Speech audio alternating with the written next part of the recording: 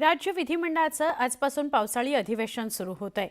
आज पहिल्याच दिवशी विरोधी पक्ष महाविकास आघाडीचे आमदार विधानभवनाच्या पायऱ्यांवर सत्ताधारी महायुती पक्षाला घेरण्याचा प्रयत्न करतील। राज्यातील शेतकरी आणि कामगारांच्या विविध प्रश्नांवर विधानभवनच्या पायऱ्यांवर निदर्शनं केली जाणार आहेत। विरोधी पक्षाचे आमदार हे निदर्शनं करणार आहेत। राज्यात गेले 2 महिने गाजत असलेला शालेय शिक्षण अभ्यासक्रमातील पहिलीपासून चौथीपर्यंतच्या तिसरी भाषा म्हणून हिंदी भाषेच्या सक्तीचा विषय कालच मुख्यमंत्री देवेंद्र फडणवीस यांनी निकाली काढला।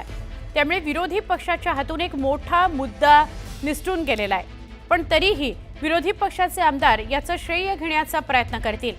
आज अधिवेशनाच्या पहिल्याच दिवशी शोकप्रस्ताव असल्यामुळे विशेष कामकाज होणार नाही। पण महायुती सरकारसमोर अल्पसंख्याक असलेले महाविकास आघाडीचे आमदार विरोधी पक्षाची जबाबदारी कशी पार पाडतात हे बघणं महत्त्वाचं असणार आहे।